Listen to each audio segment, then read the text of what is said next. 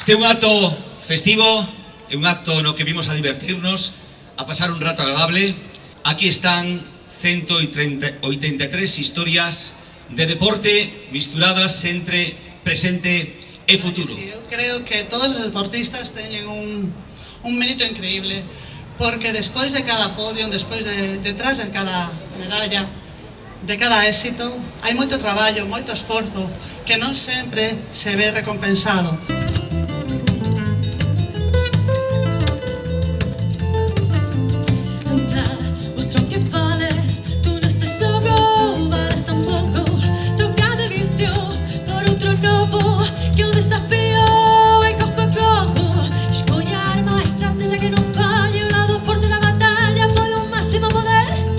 Persoas especiales que traballan moito por conseguir o objetivo e que dan todo. Eu penso que non hai cosa mellor que apoiar. De feito, Begoña, este acto, a Deputación de Pontevedra recoñece ese esforzo.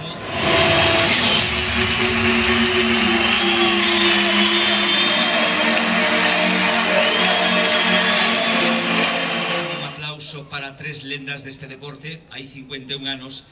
Eles que poden ser considerados en Galicia como pioneiros en canto a participación olímpica estaban en México en 1968. Por aí están Carlos Pérez, o atleta, e os nosos remeiros Franco Cobas e José Luis. Por favor, póñanse de pé, que me gustaría que lles aplaudiran moito máis. Tamén temos por aquí este señor que agora ten pelo branco, chamase Álvaro Pino, e el gañou a Volta a España no ano 86. Falamos da cultura do esforzo, que para ti tamén foi o máximo, non? Eu creo que é fundamental o esforzo, o sacrificio, o que tes que privarte, evidentemente, que eso leva consigo o alcanzar, o intentar alcanzar as metas, pois evidentemente ten moitas privacións. Tanto así que ti es de Mos, non? Si, eu son de Mos. E a Escola de Ciclismo de Pontareas púsolle o seu nome. Como levas esta mostra de cariño que creo que tamén é importante para os deportistas, non? A verdad que foi unha pasada, porque sentirte tan apreciada por non só por a xente que adulta, que coñece un pouco a miña trayectoria, sino que tamén os nenos, ver como me ven, como, non sei, verme como unha figura, que eu séntome un pouco como cohibida, porque realmente eu non me sento nada.